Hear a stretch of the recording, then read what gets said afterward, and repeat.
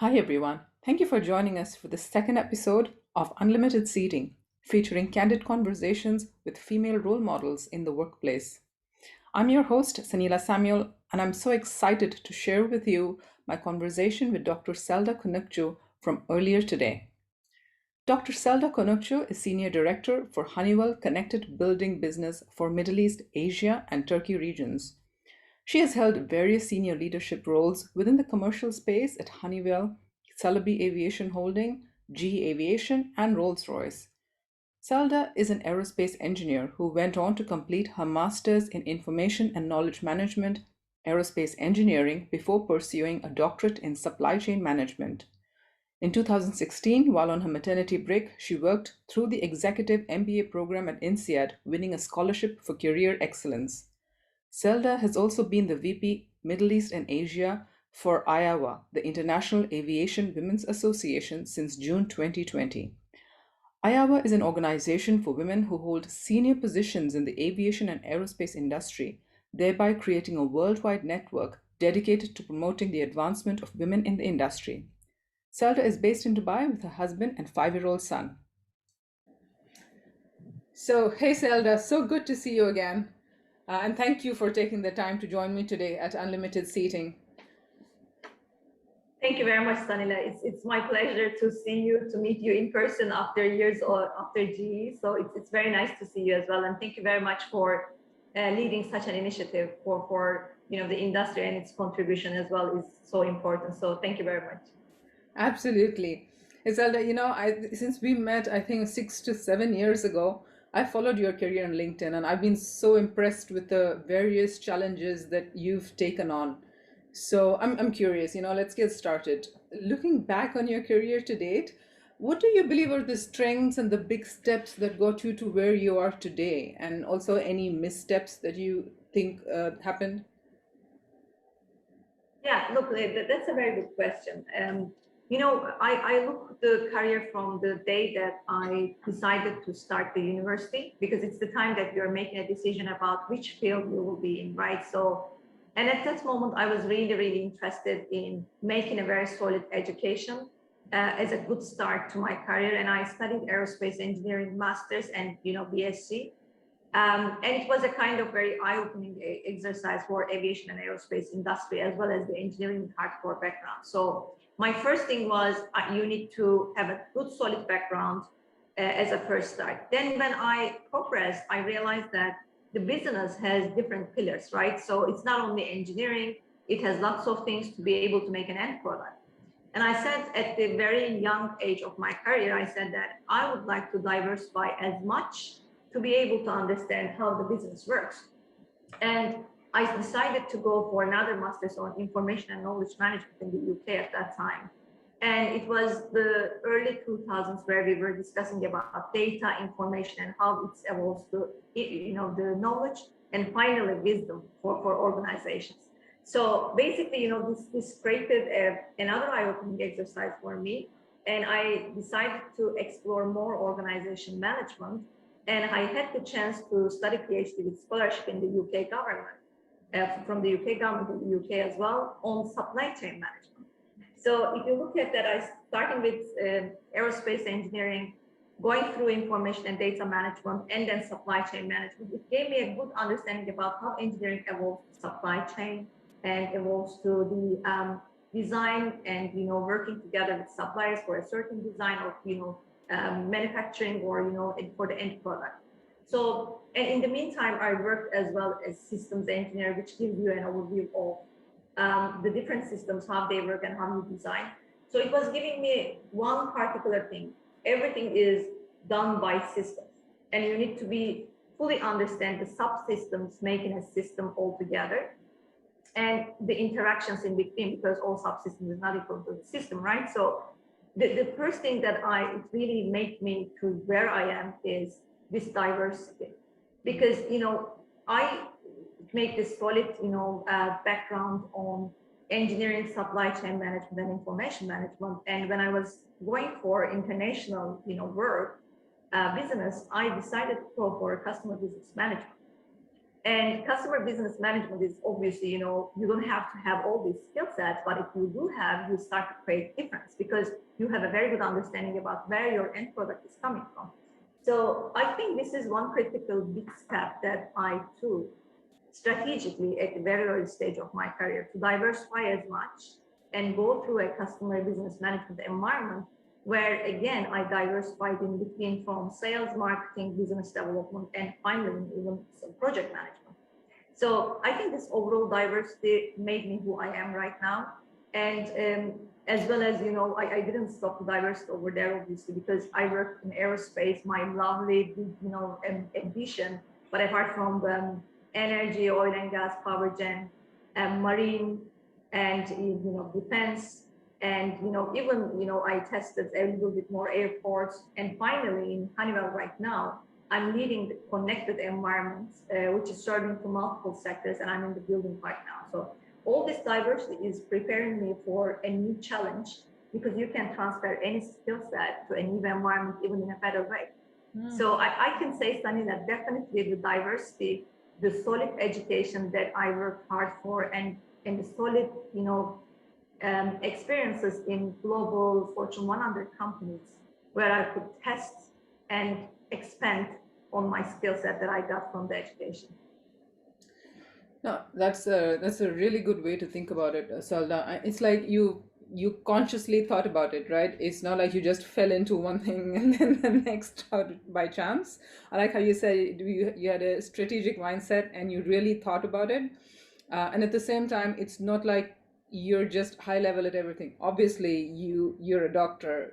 You went deep enough to get a doctorate. So yeah, I think the way you went about it is just it's a really good lesson for everyone as they're thinking about they're starting out of their career or even early on in their career. Just, hey, how do you think about and be more strategic about that next step, and also invest the time in educating yourself. Yeah, and suddenly I will give an example to you, and it was so idealistic at the beginning of my career for the things. And if you ask me right now, I would give a different answer. But I do remember when I started my INSEAD Executive MBA, we were in the statistics course. And the professor asked, how many of you knew that you would be in this class 5 years back? And I was the only one who said, I do. And the professor said, are you crazy? So, and then, you can't plan life.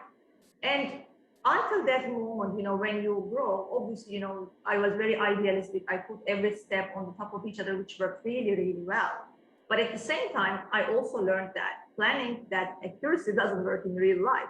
And I came up with these as well, which is a great education for me to make who I am right now as well, more agile, more flexible compared to what I was at the beginning. No, that's great. Is inspirational for me. So Selda, then thank you, all of us, to each other. So I'm going to shift a little bit then and ask you, throughout your career, right? And I know we talked a bit about this yesterday. Have you had to deal with stereotypes, right? And if yes, how did you or how do you work through it? Stereotyping or stereotypes is everywhere, right? And it's a kind of provocation for me as well to go maybe that deep in my education. If you look at that, I was aerospace engineering. It's already a good solid background, but I studied 3 masters on the top of that with a PhD. And I hate stereotyping. And people says about, certain kind of cliches about people, but skill set is endless. And whatever you see is just a little portion of what you see in front of you. And it has a, iceberg behind that. So the thing is, to be able to get the skill from this iceberg, you really need to be a very open-minded person and leave your unconscious biases behind. But obviously, Sanna, it's not ideal words. Stereotyping is everywhere, and specifically stereotyping on basically for gender for women is a cliche as well. And this is something that we are fighting for. But anyhow, I see a very good progress in the business by seeing lots of very talented executive women at very critical decision-making points. So it's changing, but there are lots of things to do. But whenever there's kind of stereotyping, which we came all the way through several times, the thing is you need to make sure that you started to create value for each other, and they see the real you in you. So it's about value creation and making it visible, but obviously you might sometimes need to be patient about that. And you need to be vocal about the way that think, and the way that you think about stereotyping, to educate and to create awareness in the society. So it happens, but you learn how to deal with it by time. And I know you do a lot of good work, not just in your day job, but you are also a very active leader of the International Aviation Women's Association. So I think you're using True. multiple platforms to Yeah. put your voice across. It's just great. And it's required, isn't it? It starts in your basically your little environment with your family. And in your family, if you're a kind of, having a good, equal life where you can pursue your dreams together, help to each other to embrace life together. So it starts from there. And when you feel the confidence of it about your internal environment, very solid partnership environment, then it's easier to reflect back when you come on these stereotypes in the society, because you are very much solid about not everyone is stereotyping you. So there are lots of people who sees and likes to see the diversity and the benefit and value of the people without biases that they do have. There are lots of people like that. And when you live in your real work with people like this, like friends, partners, then your belief is very solid, and your confidence is very solid. And then to reflect back, in the society, when you come up with these kind of things, it's making, I think, much more, at least you could deal with it easier. This is what I can say. Your base at home is solid. So I mean, I think once you start with that, you're starting off itself from a bit of a advantage in terms of that self-esteem and confidence. You're absolutely right. I'm sure you're setting a great example for your little boy at home as well. For sure. I'm saying to him now, look, I'm designing those aircrafts. I'm not in the design environment now, but just to brainwash him. Women design aircrafts, women are engineers. So, just to lead by, example at home as well. Yes, totally. So then related to that, Zelda, again, I said, you've grown, you're taking one leadership role after the next. You're a leader in your organization, you have teams working for you. But I'm sure there are many cases where you're probably only the one out of maybe one or the second woman in a room or in a big high level meeting. How do you deal with being the only one in the room? Only the one in the room. Look, realistically, when I sit in the room, I don't see genders. I'm in a level that I don't see genders, and I don't feel, I don't take the how can I say, I feel much comfortable now being in the room myself, but it doesn't mean that it's the right thing. I mean, we need to diversify the decision-making environment for more gender balance, because this is how, will reflect well back to the society and back organization as well. So there's something wrong about that for sure. But obviously, when it comes to dealing with my colleagues, I don't see a gender. It can be a woman, it can be a man. I see the value that we create together. Therefore, I'm much focused on here. But, if you look at the way that we pursued our careers, maybe in the early stage of your career, you are more aware of the biases that people has and the implications on this on your feelings too. So all women, I think, goes through such a phase where they listen these feelings more, but then by time, by experience, by settling down more in your life experiences, you come to a point that that's okay, but I don't see a gender. So it's who I am. I can reflect my thoughts and feelings rightly in the environment as well, and there's no problem about that. And I don't see, as I said, a gender in the room. So that's the way that I handle it. Excellent. Yeah, I love your whole concept around value creation, right? How does that become the focal point of the conversation, and not centered around the gender piece? And I think everyone needs to start thinking like that. Every hiring manager and leader needs to start thinking about, hey, what's the potential in this person? What's the value she or he can bring to my team. Yeah, but at the same time, what I can tell you is, the ecosystem that you are in is important as well. If the ecosystem is well educated, limited, I would not say bias free, because it will be, it is there. But anyhow, if your education is, your ecosystem is much more educated, and left the biases behind, more used to work with a more diverse environment, I think this has less implications as well. Because I can imagine there might be many women in the room who is subject to biases and feeling that and feeling down and less motivated to be able to contribute and create value as well. So it might be a critical problem to address. But if you personally ask me, is the way to handle it is to work hard, educate, be more confident and solid about yourself, and forget about the gender in the room. So this is how I handled it. But I can't say that, it is the current state in the business. It's not, because many, biases are happening, and I can give some examples of the way forward. But anyhow, so it happens, and the way to, deal with it is to make an awareness in the business environment, the business executives, about the critical issues that how they need to handle, and create a good ecosystem where everyone can present themselves as themselves. Yeah.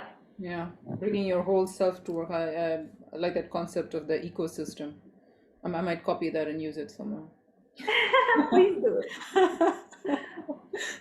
So, Selda, I think we've read a number of reports, right, where it's acknowledged that women underestimate their abilities and are less likely to put themselves forward. I feel that that's not something that you've done through your career, but of all the different leaps that you've taken, which do you think is a leap of faith you took on yourself that was hard for you? Like it really took a lot of your inner motivation and maybe family speaking to you to take that big leap of faith on yourself. Yeah, okay. So let me put it this way. Since the beginning, because I decided to go for the most challenging, what I can make more challenging for myself to expand myself. So I was always in this logic. So personally, I haven't been in a way that, okay, I'm not putting myself forward because if people, I didn't have this feeling or thought for myself. I'm okay to, put forward myself whenever I see a great, opportunity or a nice task that I can deliver. And I can give an example for that. And for example, before joining to Connected, I worked on a couple of digital projects, but I'm not coming from a software engineering background, right? Or software sales background. So I'm more engineering or solutions based with background, but it's a transferable skill to the digital platform. And if you are working in an industrial software company, that's a very valuable skill set, but it's not directly coming from Microsoft Oracle, right? So, and I was very much interested, and I deliberately looked for the good opportunities over digital environments, and I didn't feel like, okay, I'm not 100% ticking the boxes in the opportunities ahead, even though you are solid 76 80%, then you have a great opportunity and you are ticking the boxes 100%, then I think this role will not contribute to you as well, right? Because you will be repeating what you have done in the past. So I think the critical thing is, and what I would like to really underline with my own team members or peers or colleagues ahead, whenever there's an opportunity, I push them to apply for it, to go ahead for it, because as mentioned, as the statistics says, that people generally don't do that. But I strongly recommend that believe in yourself. At the end of the day, you have lots of skill set that's coming from different experiences, and it can translate and relate really nicely to what you do as a different chapter. And this different chapter needs to bring some value to you as well for a progress. So to me, it's a kind of go ahead. The opportunity is there, and you will make yourself fitting to this role by working hard, listening, well, your good experienced colleagues, and making yourself in a good value adder in 3 to 6 months time frame. That's very good advice, and I think if folks are listening, if you have any doubt, then listen to Selda. Just put your hands up and jump into it. Yeah. So, Sala, what do you look for, when hiring somebody into your team? Okay. Look, it depends on the role that you're hiring, right? So there are some certain skill set that you're hiring, but what I'm looking for is definitely diversity. So because, for example, we are in customer business management environment. Before I was selling the high tech end product and engineered product like big engines or the maintenance contract solution contracts, or right now we are selling like to our customers and providing, we are working on solutions in the digital platforms, right? So, and in these ones you always need a very solid, again, analytical mindset. So this analytical mindset needs to be well blended with customer business management experience and knowledge, right? So it's again a 360 degree skill set. So certainly, I'm looking for people who is fitting all these skill sets, but more than that, I'm looking for the benefits, capacity, willing to, win, as the motivation, and, persistence. And I'm looking for the examples in their background who has delivered all these. And it might be in a different, sector, in a different environment, but if it has this solid, analytical customer business management skill set, you can play with it. You can create value for the person that you're hiring by bringing more as a new sector or as a new field, but at the same time, you can get the most out of their past benefits to the role itself. So apart from the, again, the technical part of the hiring, I also highly value is willingness to take new opportunities and succeeding at the end with their persistence. I think that's a really good point, right? You say the way to bring out how those previous skills and experiences can adapt to the environment that you're hiring for. Those examples are so important, right? And I think I've either been in interviews or I've been on the other side interviewing people where it's very hard sometimes for people to recollect experiences and correct examples which actually relate. And you would find that people who are really experienced on the CV, they would look like the best person for the job. But when you're asking them to relate how, give me an example where you really had to overcome a difficult customer and work through a negotiation process, the example is either not there or it's not really clear or it's not really relevant, and that's really important when you're going in for an interview to say. And I think even for thinking for yourself, right? Hey, can I do this job? Is this something I want to do, and will I be able to do it? What in my previous experiences can I bring over here, and actually make a record of those experiences. Relevance. Yeah, as just listening to you as a hiring manager, I think this is a really important tip for everybody to remember and actually put that prep work in if it's a job they really want. Absolutely. So, asking a bit of a personal question then. What is the toughest feedback you've ever received today, and how did you react to it? What did you take away from it?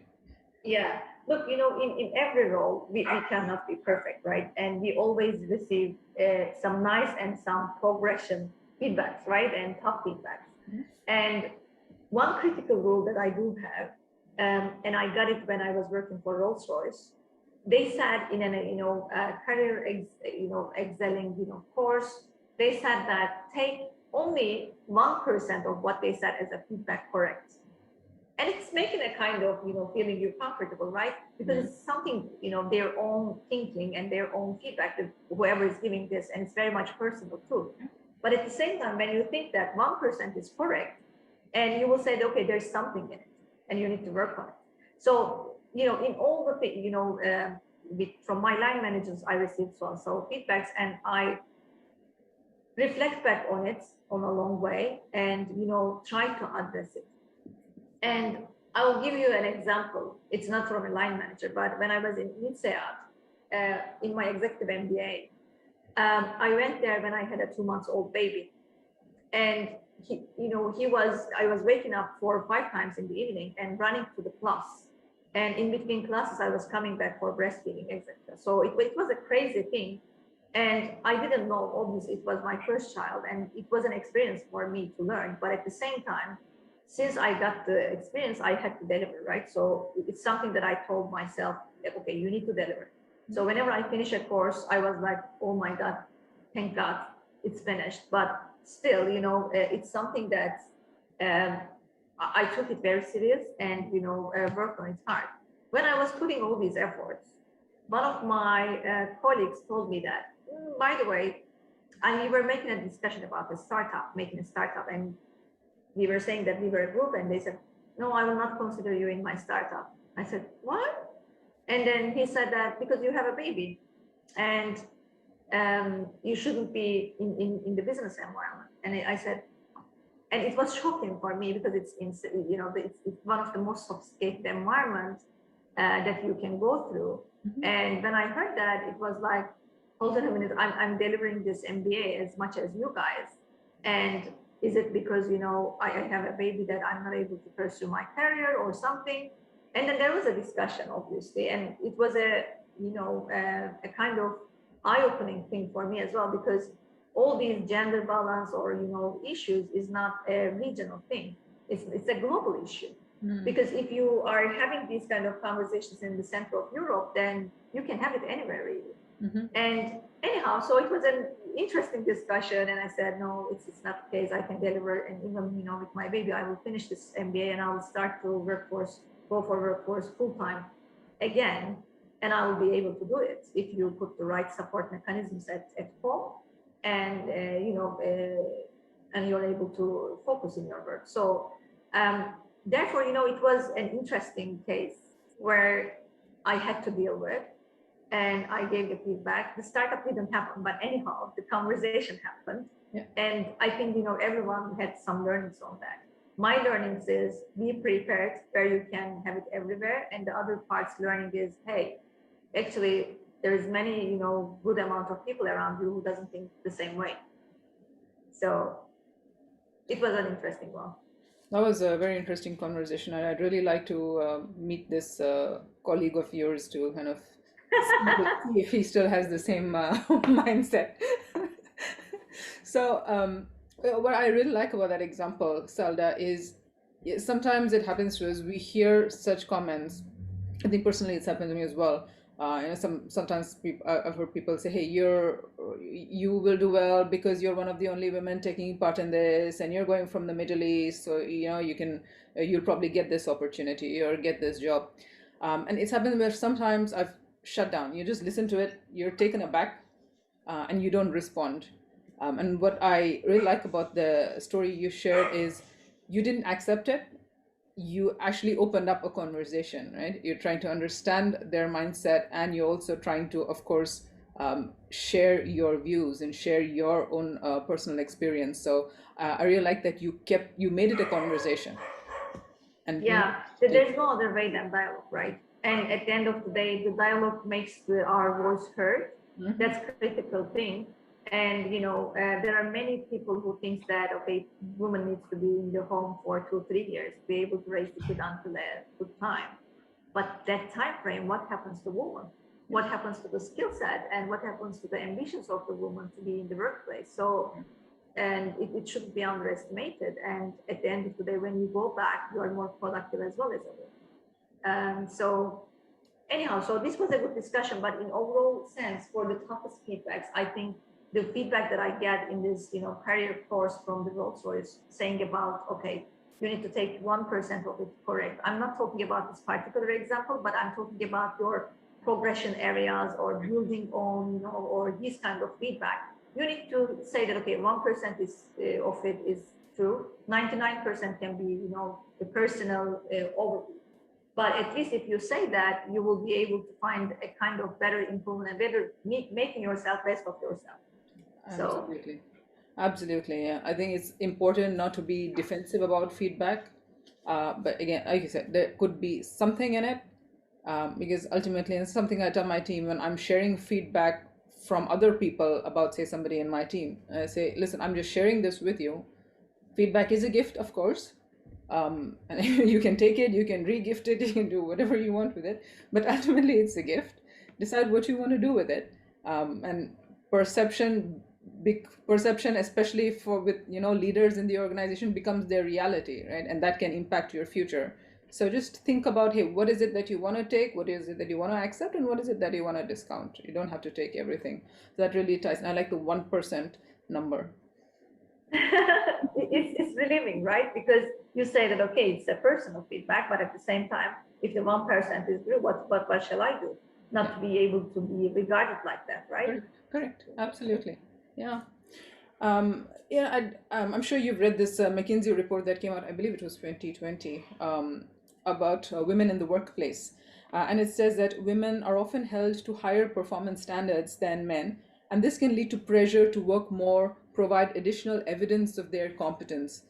So, Sala, is this something you can relate to, and any best practices from your experience? 100% right. I relate. Let's be honest about that. If you look at the, current, again, that comes back to the decision-making environment, the number of women that we have in these positions, etc.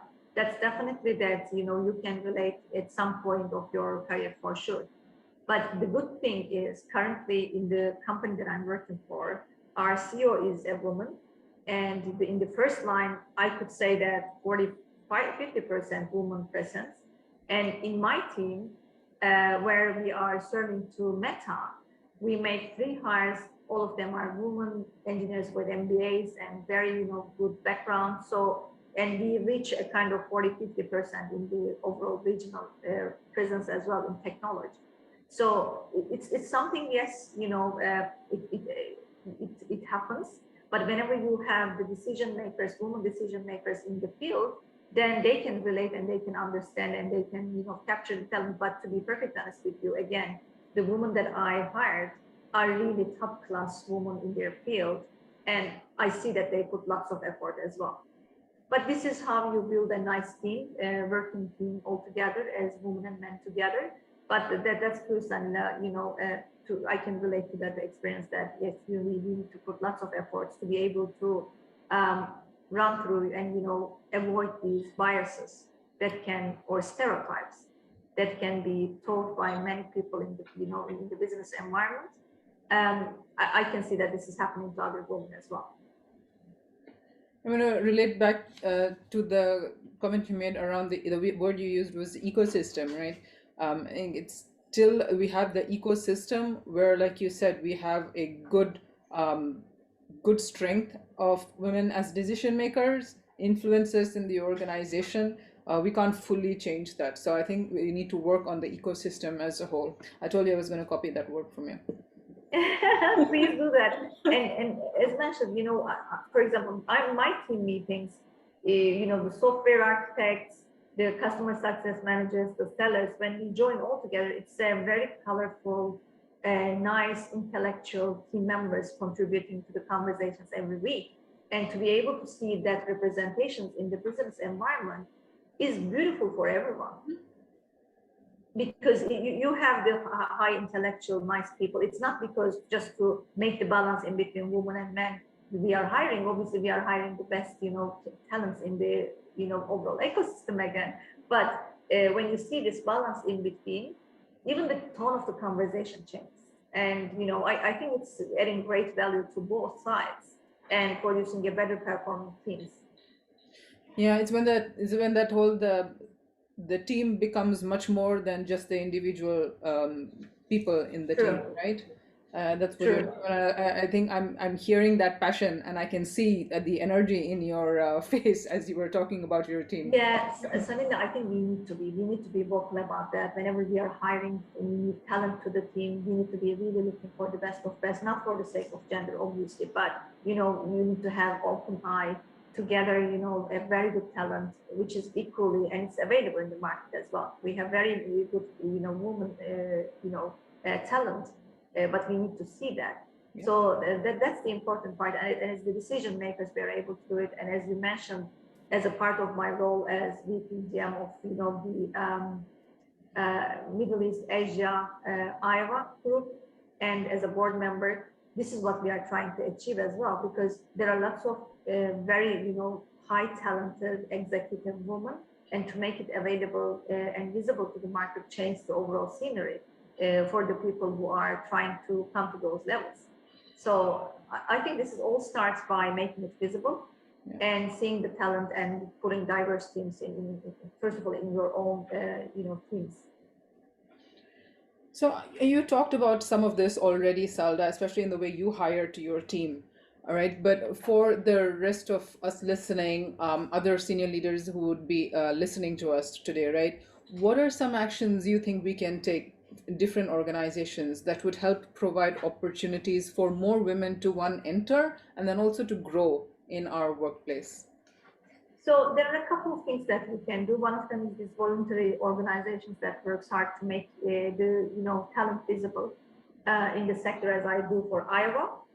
On the top of that, you can make mentoring sessions, and I have done a couple of them in my own company right now, which really contributes a lot to hear from a woman at decision working level to the woman who is trying to be in that level. I think it's a great experience exchange. So this is what I do, a mentor-mentee program, and it's not only on women. I think men can do that as well, to be able to nurture the talent and bring it to the right positions with the right network, right coaching. So this is what I do as a second hand. Obviously, when you are in the decision making, you need to make sure that you have equal or balanced representation in your teams without thinking any stereotyping or biases. And you need to create this environment. For example, I will give you an example, and the last thing is about behavior change and culture change in your team. Whenever we are giving the examples as the company, and I recognize everywhere it's the same, we are saying, as an example, when we are discussing, we say, Mr. Customer. And I said, hey guys, it's not always Mr. Customer. Our customer can be a Mrs. or Miss, whatever, right? Why it's Mr. Customer all the time? Even, the other side, we always think like male. And I referred a couple of times in my team meetings, and they're changing with Miss Customer, Miss Customer, they're getting more used to not stereotyping the business environment with male as well. So the little things that you pick up and change create awareness on people. And when they see the woman in decision-making process, their life, the way that they look to life as men changes too. So I think there are lots of contribution areas that we can do to be able to bring this balanced environment to the business, starting from the volunteer projects that you can do, mentor-mentee relationship that you can create, or even helping on the cultural issues that we do have by being vocal about that. Absolutely. It's like you can take an action on a day-to-day basis, like what you said. Exactly. Itself, and then slowly progress to the bigger actions. Yeah, I try to do that as well. Whenever I'm trying to give an example, and I say, hey, if this engineer here, if she or he wants to do this, so I've started. I definitely don't use only the he. What I try to do is always say she or he. Put the she. Yeah. We are sensitive by nature, right? But the criticality is our male peers or colleagues to be in the same level of sensitivity. Yeah, absolutely. So whenever I see that they are not using the same wording, he always, or Mr. Customer always, I say, no, it can be the other side as well. Yes, very important. Selda, you're here today. We know that you're heading up a region for connected enterprises. Where do you see your journey going from where you're today? So what's next? How are you thinking about the next few years in your career? Sure. Look, I love to lead the teams. I love to make good decisions for the organization that I'm working for. And I like to deal with, large scale, solutions. So work on the large scale solutions and in both regional level or both business level. So definitely I would like to continue to lead international teams. I would like to lead international business in Fortune 100 company with the right complexity. So this is the target that I do have. And I'm very much, determined and vocal about that as well. And this is circling back to what you said about, women are not saying what they really want or that what they can do because they have suspicions about if I can. So leaving that part, definitely, and to all women, I would say the same, be confident and vocal about what you want. So definitely for, on the way forward, I would like to lead international, business in a Fortune 100 company. And I would like to contribute to the decision making and the value creation phase enormously with nice roles that we can have, I can have. So this is my target for the way forward. No doubt you're going to get to where you want to go and beyond. All of us, Vanilla, thank you. I feel exactly the same for you from the days that we worked in GE together. Thank you. Thanks very much, Selda. Okay, so we move to the rapid fire section of our conversation. Wow. Okay. Yeah. But before we start, I do have one question which I didn't share with you before. But as you were talking about, hey, how you thought about your career, I really want to know who has been a role model for you, I guess, from your early days, even before you started working, and who inspired you? Look, a combination of many people that has been in my life, starting from my family. I had a very visionary dad and very empathetical mom on the way forward and understanding the people and the thinking strategically as well. So they both provided me an ecosystem being visionary, thinking big, but at the same time being empathetical about the environment and think strategically about where you need to go. So this was a very nice, I think, good start that I embraced when I was growing up. And the sky is the limit. I have never been limited on anything, and even encouraged, and I should be thankful about that to all my mom and my father on that. At the same time, I'm coming from a region, if you look at my background, in between Europe and Asia and Middle East, with lots of, cultures coming all together, and in a land, which made the miracles real life. So I had a bit of everything in my, basket that I can get some inspiration from. Yeah. And also I had a very good professor in my university in aerospace engineering. She is the, guru of space, and she's in the European, platforms as a, advisor, board member. And her name is Gurdanur Tulumay. And I would like to thank for her contribution as well to my life. And she's the, one of the exiled persons in her career, and she was very solid, very, thoughtful, at the same time very delicate in relationship management. So I was surrounded by these kind of people where I can take inspiration from. Obviously, there is not one hero, but there are multiple heroes in my career. Even my first line manager, Sartuk Karasoy, he was a 360-degree skill set as well in terms of engineering to organizational management, and I should thank to him as well. So there are lots of people that I could get value and understand, their own features, great features to inspire myself.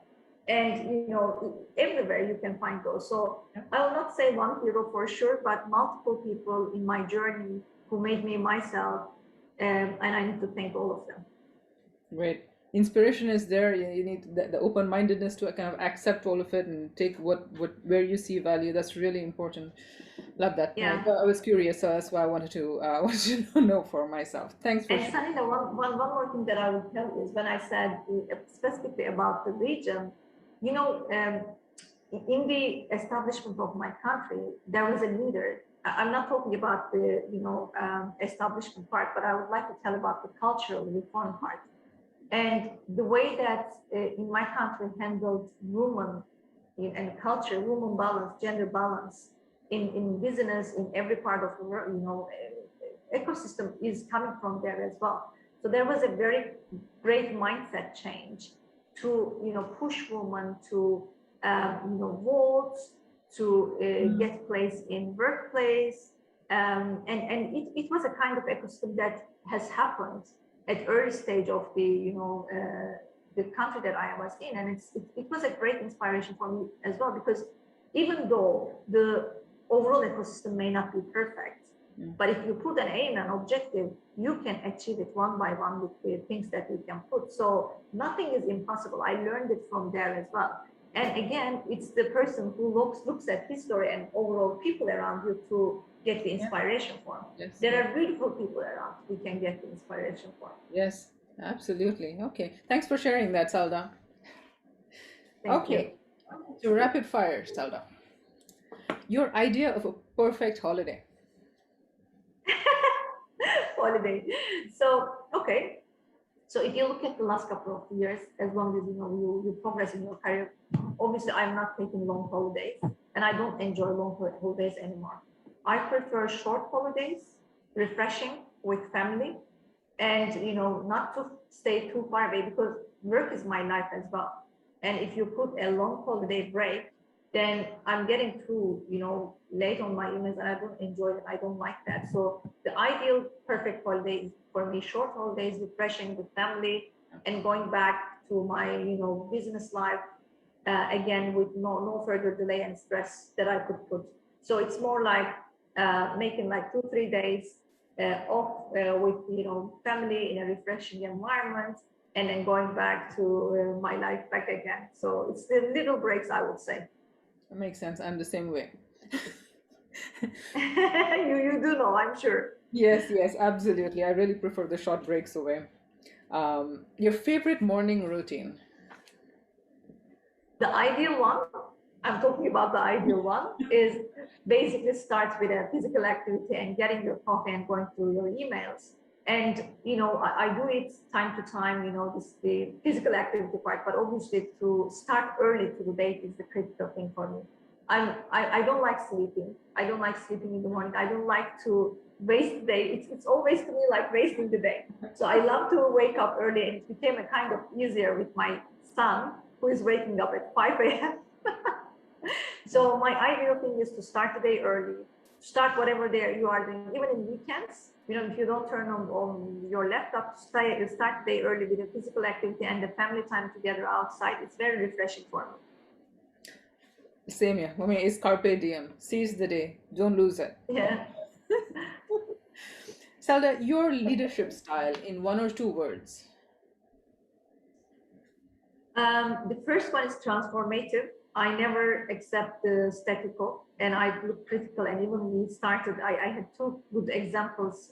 First of all, when I was working in my previous company, I had a chance to establish a team, change the process that we are working with as commercial sales together. So I had this change. First of all, when you go to an environment, you need to quickly identify what's working, what's not working. Because as a outsider who didn't work on the field before, you have a very good chance to see, observe, and make a new way on the way forward if required. So it's, I would say, transformative, a kind of transformative, and never change accepting the spectacle. And the second thing is the persistence. And when I say persistence, there might be fails. We will fail. We will not be successful. The customer will not be happy. Inside there will be lots of discussions, which may not end up in the best way that we do. But the criticality here is the person who is with me, or what I would expect from a leader is to continue what you are doing in another way and being persistent about what you would like to achieve. So I would say transformative, persistent, and I can add a couple of more, but you asked for two, I believe. Feel free. Add a couple more. I'm loving the words that you're giving me already.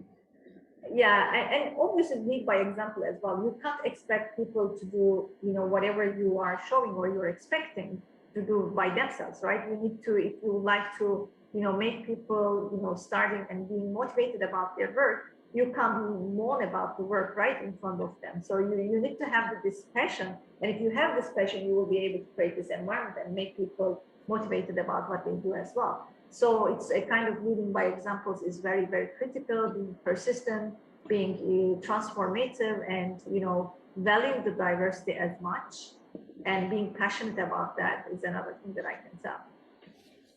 Great. I mean, I think you talked about energy, and that's something that I've always seen about you.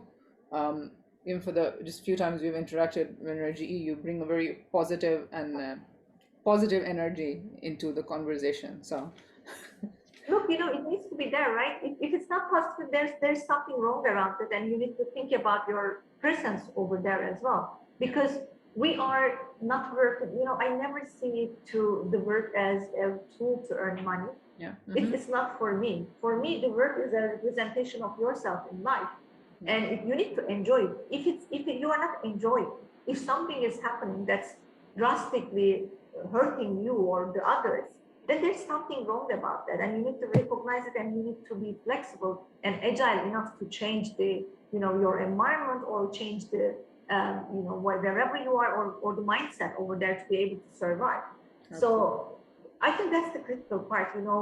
Definitely, you need to be very agile and flexible about the way that you would go, and you need to stay positive by this way on. Absolutely. So, Zelda, then what's the one thing about you that would surprise people you work with? Something that they don't know about you? I will give a couple of examples. One time, I think they find me a kind of workaholic at some point, and one of my team members said that when I was talking about what I cooked, and they said, are you really cooking? And I said, of course, it's one of my favorite things that I do. Even in one of the Iowa sessions, we cooked as well as all board members to show that, okay, we value our overall ecosystem with our hobbies, etc. But at the same time, we are working hard to be able to where we are. So it was a kind of, activity that we have done.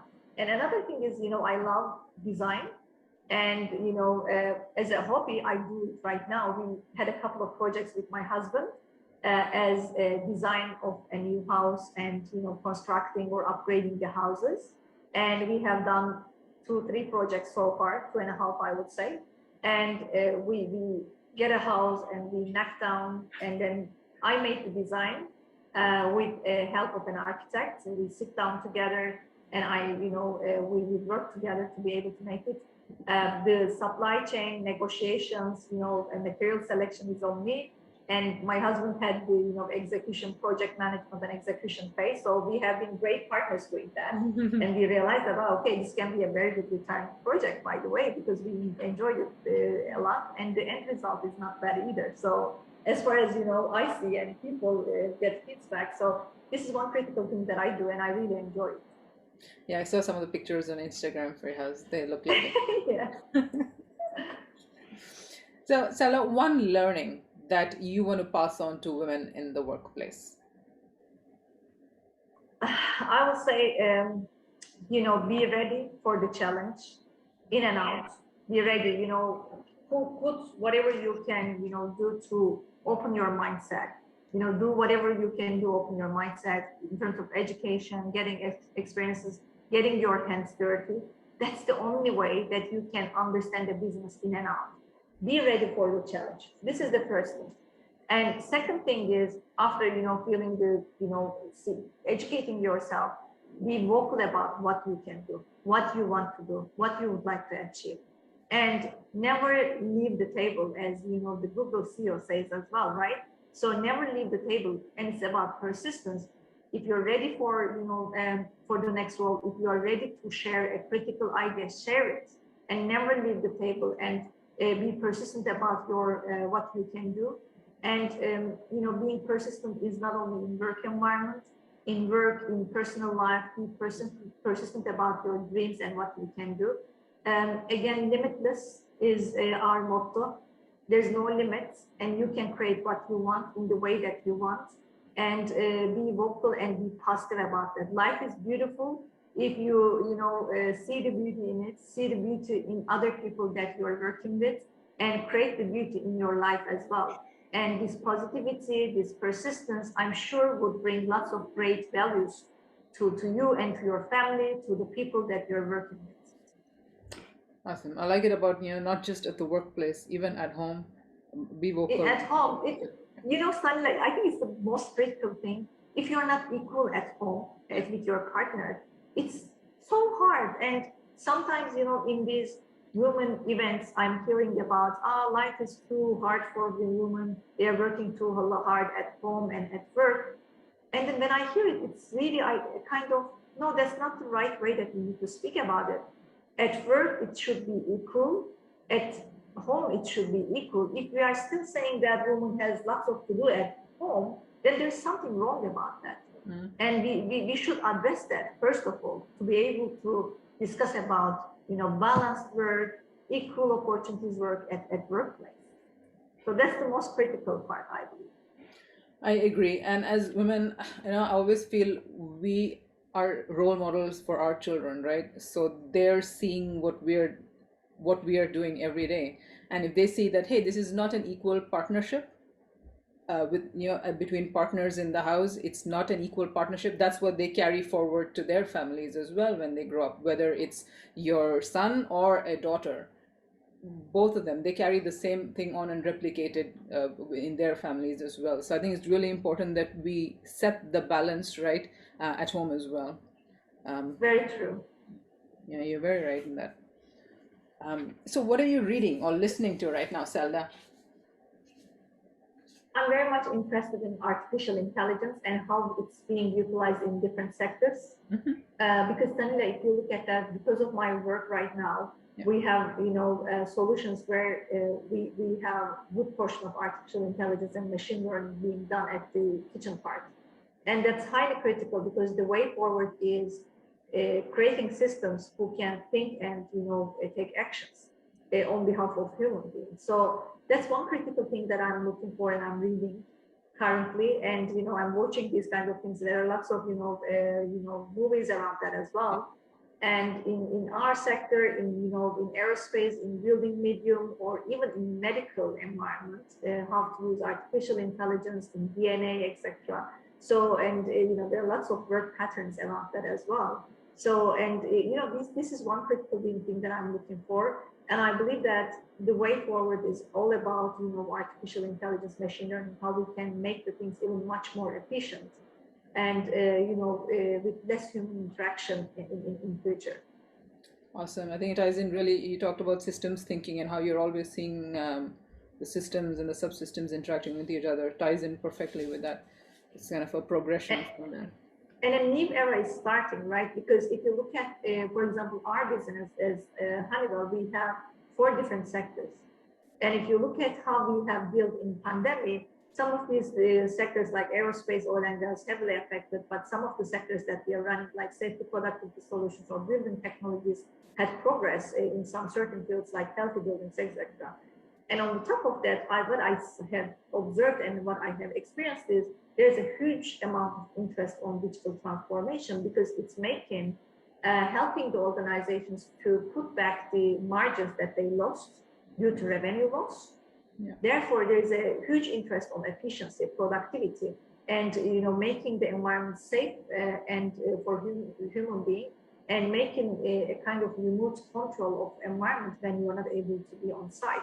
So these are the very critical areas that the business environment is going, and therefore I'm highly interested in reading and excelling about how the other sectors are using those, artificial intelligence, machine learning, and the digital transformation as a whole overall ecosystem. So it's very critical part, and it will be affecting how we work right now in many cases, and even we get the effect already with the speeded environment of pandemic.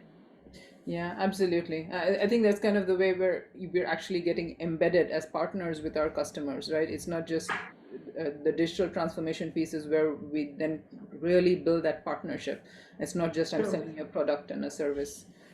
Absolutely. Cool. I think I kind of know this because you kind of shared a bit through our conversation, but what gets you out of bed in the morning? My son. He's like an alarm at 5 a.m. but putting this as a joke, a real joke aside, obviously what makes me out of bed is the overall change and progress that I can create in my workspace, for my family, and to see my people, either a family member or a work colleague or peer or line manager. So this is motivating me for life. And therefore I told you, I'm not able to sleep in the mornings, and I don't like it because it's like a wastage of the overall daytime. And all motivation of progressing in your work motivates me and makes me get up from my bed. And I will share one of the CEOs, of the company, that's the airport company, Sani Shener, who was saying that, your career starts every morning from scratch. So, and it's very touching because ups and downs can happen in all of our career. And then the reality is to see what happened, why it happened, and to see how you can handle it, or sometimes even create a serendipity out of it and make your next step, plan your next step and go for it. Even with a customer contract, or with overall a project, or overall with your business, whatever you can say, everything can start in the morning from scratch. Your relationships, your failures, your broken parts, you can start, you can clean this space, you can have a new start early in the morning once again. This is making me, waking up with full energy, full motivation. Everything is in our hands, and we are the one who would change it, and start in the early morning to be able to create this change at the right time without losing any time of day. Awesome. I love it. I love that. It's every day is really a new day. New day for everything. Yeah. Okay, wow. So that brings us to the end of the questions that I had. But I really enjoyed our chat. Thank you so much once again. I know it's our weekend. The time that you're sharing with us and the insights that you're giving, it's time away from your family. So really appreciate it. No, I enjoyed it, Sanila. Great questions, and I hope it works out well for the people who are at the start of their career to listen to these kind of experiences from men and women together, and to be able to find their way, to able to inspire as I do from multiple people that surround with myself. Hopefully, it will work like that as well. And Sanila, thank you very much for giving the opportunity. And I'm looking forward to have you in Iowa as discussed as well. And look forward to the discussion. And thank you very much for long-term relationship as well, and friendship as well. Thank you. Absolutely. So just give me a minute. I'm just gonna stop recording. Sure. Thank you.